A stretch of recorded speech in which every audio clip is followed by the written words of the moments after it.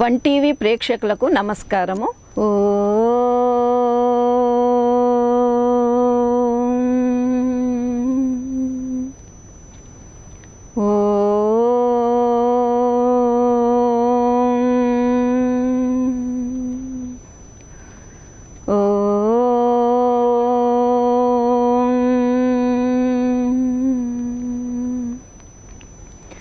శ్రీశైలేశదయాపాత్రం ధీభక్త్యాదిగుణార్ణవం యతీంద్రప్రవణం వందే రమ్యజామాతరం మునిం. లక్ష్మీనాథసమారంభాం నాథయామునమధ్యమాం అస్మదాచార్యపర్యంతాం వందే గురుపరంపరాం.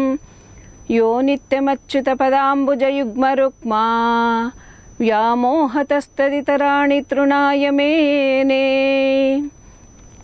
అస్మద్గురోర్భగవతోస్య దయైకసింధో రామానుజస్య చరణౌ శరణం ప్రపద్యే.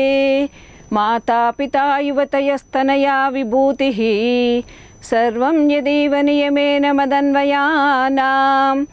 ఆద్యస్స నః కులపతేవ కులాభిరామం శ్రీమత్తదంగ్రియుగళం ప్రణమామి మూర్ధ్నా.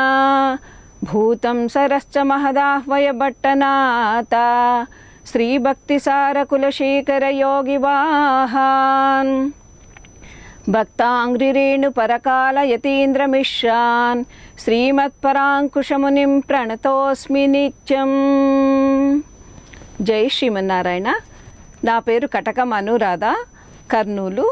నేను శ్రీ గోదా విష్ణు సహస్రనామ మండలి కర్నూలులో ఒక సభ్యురాలిగా ఉన్నాను. ఈ గోదా విష్ణు సహస్రనామ మండలి ఇప్పటికి స్థాపించబడి 18 సంవత్సరాలు అయింది. శ్రీ శ్రీ శ్రీ త్రిదండి అష్టాక్షరి సంపత్కుమార రామానుజ జీయర్ స్వామి గారి ఆశీస్సులతో శ్రీమాన్ మారం నాగరాజగుప్త గారి ఆధ్వర్యంలో 18 సంవత్సరాలుగా విజయవంతంగా నిర్వహించబడి ఇప్పుడు గోదా గోకులం అనే ఒక పెద్ద ఆలయంను మనం కర్నూలులో స్థాపించుకున్నాము. ఇదంతా మన ఆచార్యుల చెలువనే. ఇప్పుడు నేను ధనుర్మాసంను గురించి, గోదాదేవిని గురించి, తిరుప్పావై వ్రతంను గురించి కొన్ని విషయాలను భాగవతుల ద్వారా తెలిసినవి నేను మీతో పంచుకుంటున్నాను.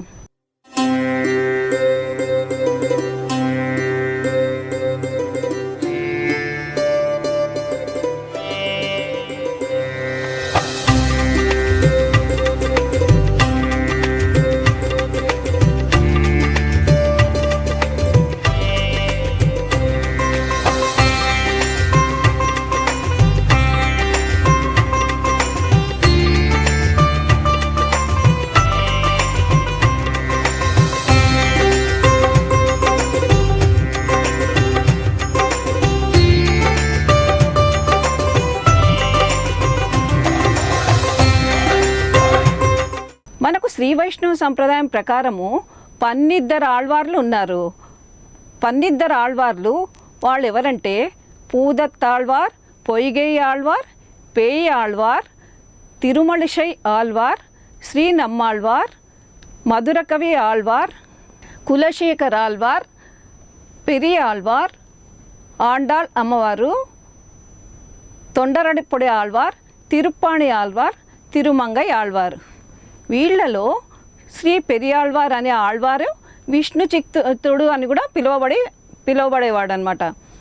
ఆ విష్ణు చిత్తుడు అంటే అర్థం ఏమిటంటే విష్ణువు అతన్ని తన చిత్తం నందు నిలుపుకున్నాడని ఒకరు చెప్తారు. ఇంకో నిర్వాహం ప్రకారము ఈయననే విష్ణువును తన చిత్తం నందు నిలుపుకున్నాడు అని అంటారనమాట. ఇతనికి భట్టనాథుడు అని కూడా పిలుస్తారనమాట. ఇతడు శ్రీ విల్లిపుత్తూరు అంటే విల్లిపుత్తూరు అంటే ఇంతకుముందు ధన్వీపురం అని కూడా పిలిచేవారు. ఆ విల్లిపుత్తూరులో ఇతను తోటల్లో పూలు కోసి మాలా కైంకర్యం సమర్పించేవాడు వటపత్ర సాయి పెరుమాళ్ళకు. ఆ వటపత్ర సాయిని నిత్యము ఆరాధిస్తూ కొలుస్తూ ఉండేవాడు అనమాట. కానీ అతనికి సంతానం లేదు. అతడు ఒకసారి పుష్పములు కోసుకొని మాలా కైంకర్యం చేయడానికని పుష్పములు కోస్తూ ఉన్నాడు. అతనికి అప్పుడు ఆ తులసి మళ్ళలో ఒక చిన్న పాప దొరికిందనమాట. అంటే అయ్యో నిజ ఆ పాపకు ఎంత ముద్దుగా ఉందంటే ఆ పాప చాలా చక్కగా ఉందంట. ఆ పాపకు విష్ణు చిత్తుడు అప్పుడు కోదై అని నామకరణం చేసుకొని అల్లారు ముద్దుగా పెంచసాగాడు. కోదై అంటే గోదాదేవి, పూలదండ అని అర్థము. విష్ణుచిత్తుడు నిత్యం మాలా కైంకర్యం చేస్తుంటే ఆ గోదా కూడా పెరిగి పెద్దగా అవుతుంది కదా, తాను కూడా ఎలా మాలలు కట్టాలి, ఎలా మాలలు కుట్టాలి అని చూసి తండ్రి ద్వారా నేర్చుకునేది. పువ్వు పుట్టగానే పరిమళిస్తుంది కదా, అందుకే తాను నిత్యము పెరుమాళ్ళకు అలా మాలా కైంకర్యం కోసము పువ్వులు కడుతూ ఉండేదన్నమాట. అలా పూలు కడుతున్నప్పుడు ఒకసారి తనకు అనిపించింది అనమాట, నేను పూలు కడుతూ ఉన్నాను, ఆ మాలలు పెరుమాళ్ళకు నచ్చుతాయా నచ్చవా అని సంశయపడింది. మనకు కూడా అప్పుడప్పుడు సంశయం వస్తుంది కదా, పూలమాలలు కడుతున్నప్పుడు ఈ రంగు పూలు బాగుంటాయా పెరుమాళ్ళకు, ఆ రంగు పూలు బాగుంటాయా అని మనం కూడా అప్పుడప్పుడు సంశయపడుతుంటాము, మనసులో ఆలోచించుకుంటాము. కానీ గోదాకు మాత్రము ఏమీ దిక్కు తోచలేదు. అందుకే తాను కట్టిన మాలలు తన మెడలో ధరించుకొని అక్కడ బావి ఉండేదన్నమాట ఆలయ పరిసరాల్లో. ఆ బావిలో తొంగి చూసి ఆ మాల తనకు నప్పితే అది పెరుమాళ్ళు కూడా నచ్చుతుంది అని భావించేదన్నమాట. రోజు అలా వేసుకునేది, చూసేది, బావిలో చూసేది, అది మళ్ళీ బుట్టలో పెట్టేసేది, అది బాగాలేదు అనుకుంటే పక్కన పెట్టేసేది. అలా నిత్యం జరుగుతూ ఉండేదన్నమాట. ఇది విష్ణు చిత్తునికి మాత్రం తెలియదు. అతడు ఒకసారి పెరుమాళ్ళకు వటపత్ర సాయికి పుష్ప కైంకర్యం చేయడానికి మాల తీసుకొని వెళ్తాడనమాట. అప్పుడు అతనికి మాల తీస్తున్నప్పుడు ఒక వెంట్రుక కనిపిస్తుంది ఆ మాలలో. అతడు ఏమనుకుంటాడు, ఎందుకు ఇలా జరిగింది, గోదాదేవి రోజు ఇలా ఏమన్నా చేస్తుందా, తను వేసుకొని స్వామికి సమర్పిస్తుందా అని అతనికి ఒక చిన్న సంశయం వచ్చిందనమాట. ఆ మాలలు వెనక్కి తీసుకొని వచ్చేసేస్తాడనమాట. అప్పుడు విష్ణు చిత్తునికి కలలో కనిపిస్తాడు.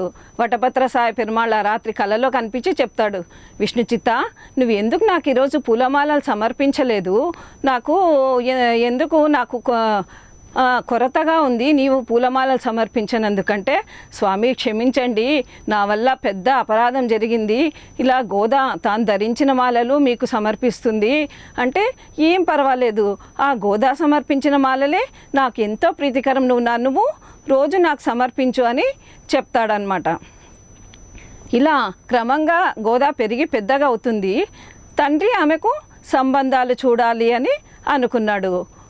ఒక తండ్రి బాధ్యత కదండి, ఒక వయసు వచ్చాక తండ్రి తన కూతురికి త్వరగా వివాహం చేయాలి, ఒక మంచి వరుణ్ణి తేవాలి అని అనుకుంటూ ఉన్నాడు అనమాట. కానీ ఇక్కడేం జరిగిందంటే, గోదా అక్కడ నిత్యం వటపత్ర సాయి పెరుమాళ్ళను ఆరాధిస్తుంది కదా, అతని మీద మనస్సు పెట్టుకుందనమాట. కానీ అక్షారూపంలో ఉన్న స్వామి ఒక మానవ కన్యను వివాహం చేసుకుంటాడా, అది ఆమె ఆలోచించలేదన్నమాట. ఇంకా తండ్రి అడిగినప్పుడు చెప్తుందనమాట, నేను పరులను వివాహం చేసుకోను, ఆ స్వామినే పరిణయం చేసుకుంటాను అని చెప్తుందనమాట. అప్పుడు చెప్తాడనమాట తండ్రి, ఇది ఎలా సాధ్యపడుతుందమ్మా, ఒక అక్షరూపంలో ఉన్న స్వామి చేసుకోలేడు కదా వివాహం అంటే, నాకు తెలీదు, నేను ఎలాగైనా ఆ స్వామినే పరిణయం ఆడతాను అని చెప్తుందనమాట. అంటే అప్పుడు ఒకసారి శ్రీరంగనాథుడు చెప్తాడనమాట, అక్కడ శ్రీరంగంలో వాళ్ళకు ఆలయ పూజారులకు చెప్తాడనమాట, నేను గోదాదేవి వివాహం చేసుకుంటాను, పల్లకిలో శ్రీరంగానికి తీసుకొని రండి అని చెప్తే, అప్పుడు విష్ణు చిత్తుడు కూడా ఇంకా గోదాదేవిని పల్లకిలో ఊరేగించుకుంటూ వచ్చి శ్రీరంగానికి తీసుకువస్తాడనమాట.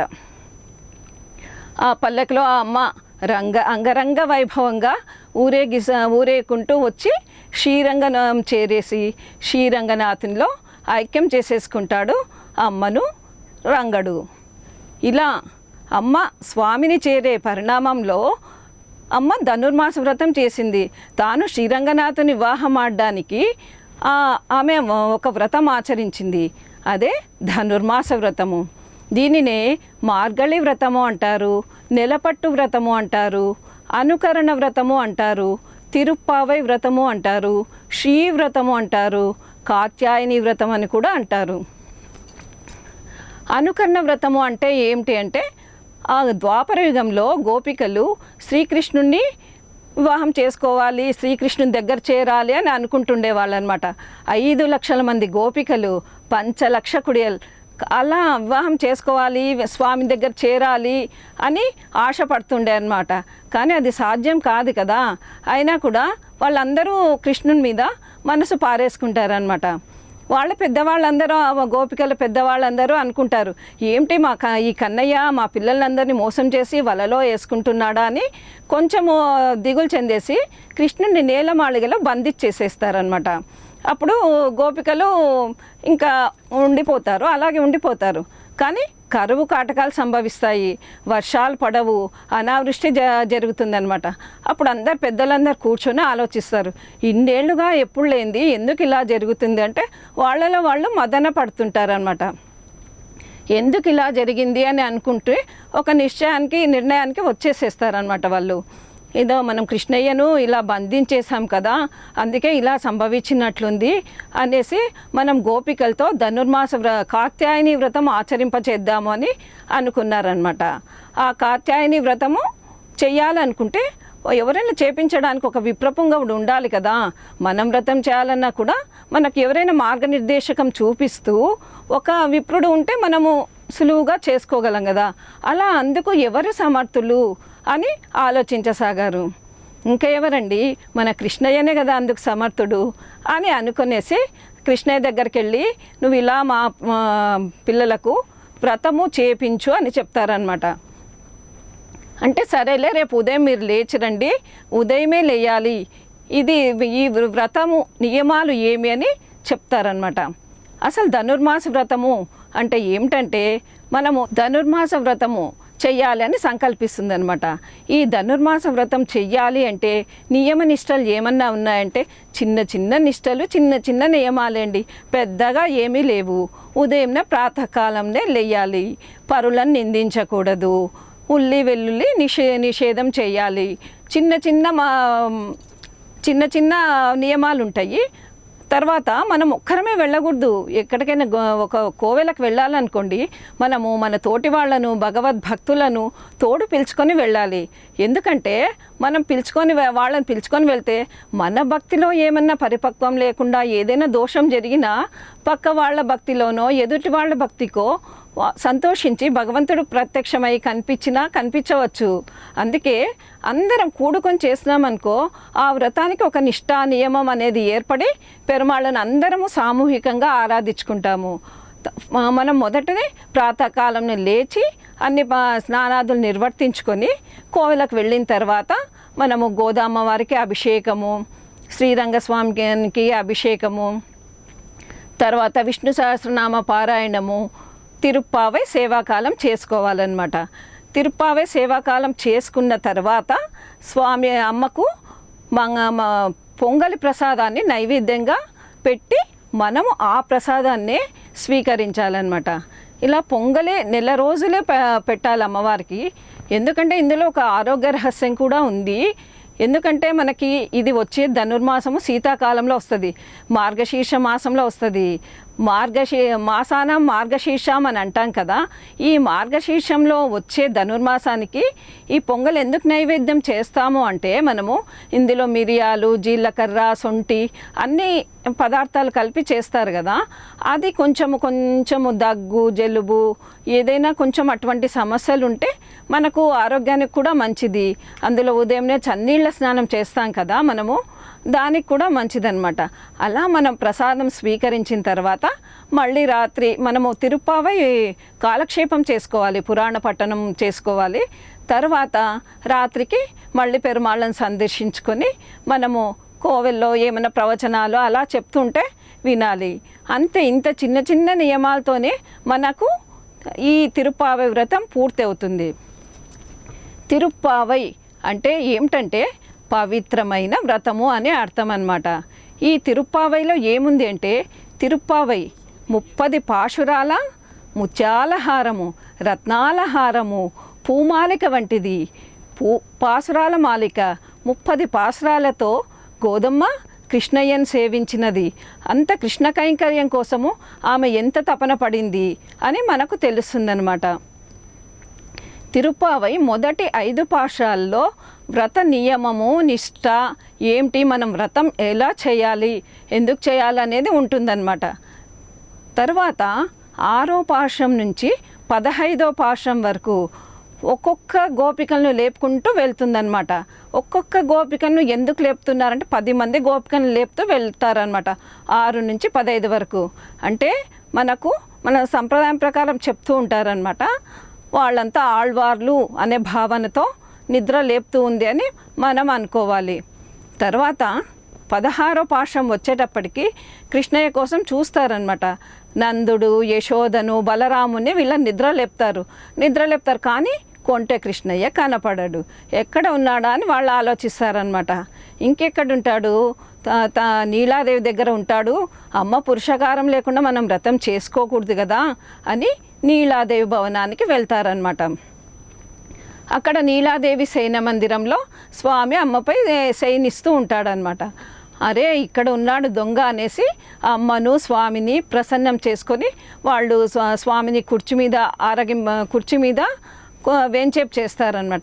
వేంచేపు చేసి స్వామి మేము వ్రతం చేయాలనుకుంటున్నాము, మాకు ఈ పరికరాలు కావాలి, పర అనే వాయిద్యం కావాలి అని వ్రత పరికరాలని ఒక లిస్టు చెప్తారనమాట. ఏంటి వ్రతం చేయడానికి ఇంత లిస్టు కావాలా అని కాదు, అది పర అనే వాయిద్యము అంటే మనకు అన్నీ వాళ్ళు ఇంకా పర అనే వాయిద్యం కాకుండా చేతులకు కంకణాలు, కాళ్ళకు కడియాలు, చెవులకు దుద్దులు, మెడకు ఆభరణాలు అన్నీ అడుగుతారనమాట. వ్రతం చేయాలంటే ఇవన్నీ ధరించాలా అని కాదు. అంటే చేతులకు ఇవన్నీ ఎందుకు చెప్తున్నారంటే మనము చేతులతో పుష్పమాల కైంకర్యం చేస్తుంటాం కదా, ఆ భాగ్యం ప్రసాదించు స్వామి. కాళ్ళతో నీ కోవెల వరకు నడిచి వెళ్ళే భాగ్యాన్ని ప్రసాదించు తండ్రి. చెవులతో నీ నామాన్ని వినే భాగ్యం మాకు కలిగించు తల్లి అని చెప్తారనమాట. అంతేకాక ఇంకో నిర్వాహం ప్రకారము చెవులకు ఆభరణాలు అంటే మంత్ర రహస్యము.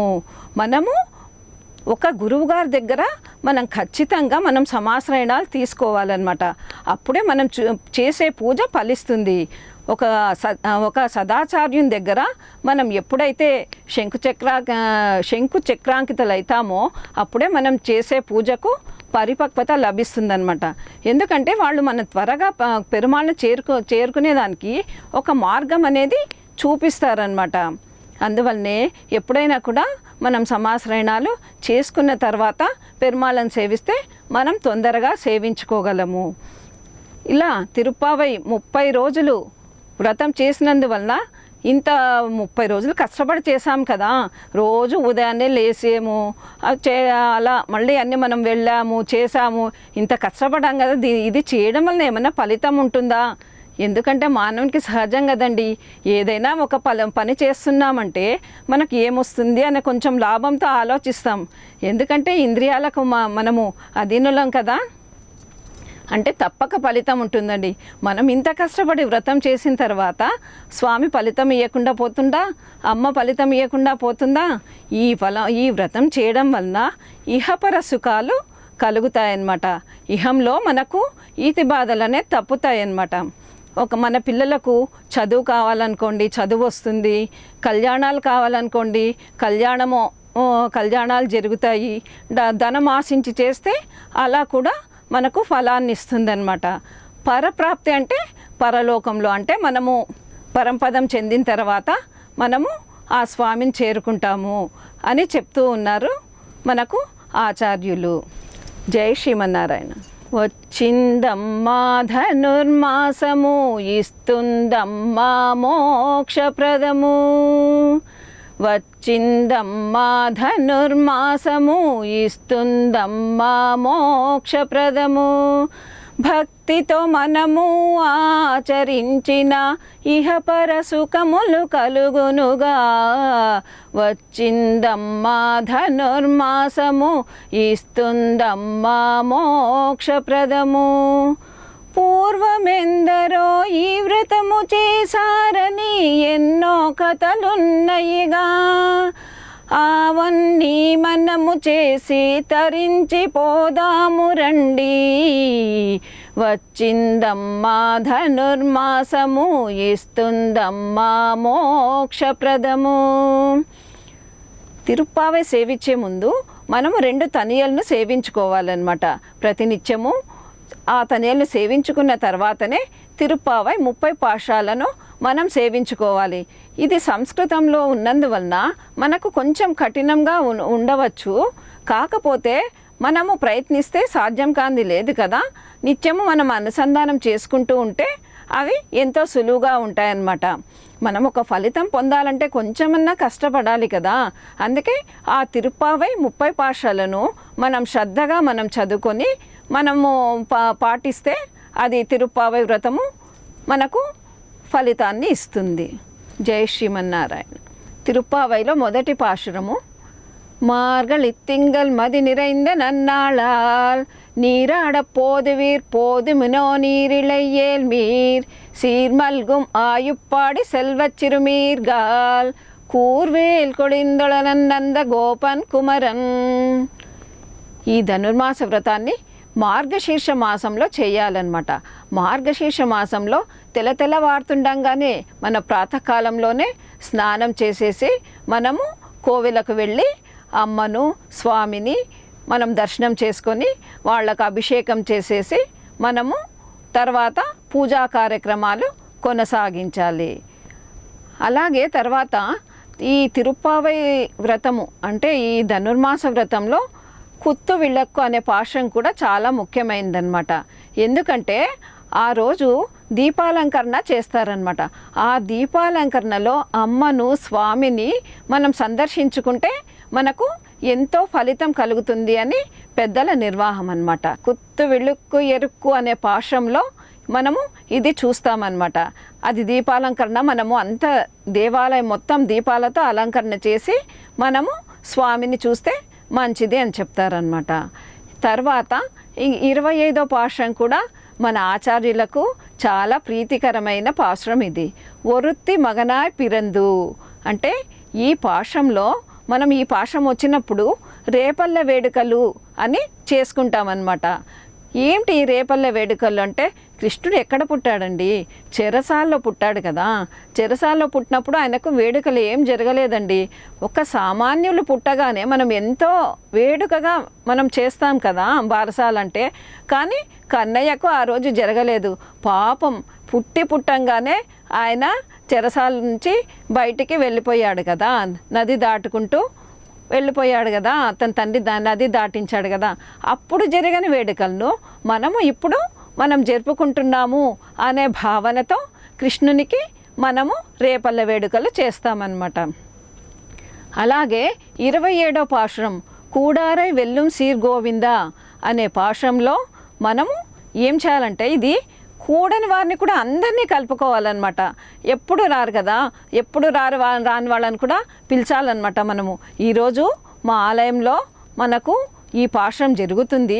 ఈ పాశం మహత్యం ఏమిటి అంటే ఎప్పుడు రాని వాళ్ళు కూడా ఆ రోజు వచ్చి పాశాన్ని సేవించి అమ్మ ప్రసాదాన్ని స్వీకరిస్తే ఎంతో 27 రోజులు చేసిన ఫలితం, మొత్తం నెల రోజులు చేసిన ఫలితం ఈ 27వ పాశం రోజు మనము సేవిస్తే ఆ ప్రసాదం సేవిస్తే వస్తుందంట. ప్రసాదం సేవిస్తే వస్తుందంట కదా అని చెప్పేసేసి మనము ప్రసాదం తీసుకురండి ఇంటికంటే ఎవరికి అలా ఇవ్వద్దండి. ఎందుకంటే గుడికి వచ్చి పెరుమాళ్ళను సేవించుకోవాలన్నమాట. అందరూ కలిసి మనం సేవించుకోవాలన్నమాట. ఈరోజు చేసే ప్రసాదం మహాత్మ్యం ఏమిటంటే చాలా ధారగా నెయ్యి పాలు అన్నీ పోసేసి మనము బియ్యం అవన్నీ వేసి బెల్లము అన్నీ వేసి పాయసం చాలా విశేషంగా చేస్తారు. ఈ పాయసంను ఆ అమ్మకు నివేదించి మనం తీసుకోవాలన్నమాట. ఇంకా ఈ పాయసం ప్రత్యేకత ఏమిటంటే అమ్మ స్వామితో వివాహం జరిపితే 108 గంగాళాలతో శ్రీ సుందరబాహు స్వామికి నివేదన చేస్తాను అని చెప్పి మొక్కుకుంటుందన్నమాట. కానీ అమ్మ ఇది తీర్చలేకపోతుంది కోరిక. ఎందుకంటే అమ్మ పరిణయం చేసుకోగానే స్వామితో ఐక్యం అయిపోతుంది కదా. అందుకని అమ్మకు అగ్రజుడు రామానుజాచార్యులు ఒక సోదరునిగా భావించేసేసి ఈ కోరిక నెరవేరుస్తాడనమాట. అమ్మ కోరికను నెరవేరుస్తాడు. అందుకని ఈ పాశం కూడా మనకు చాలా ముఖ్యమైనదన్నమాట. అంతేకాదు 30వ పాశం కూడా ఫలశ్రుతి పాశము.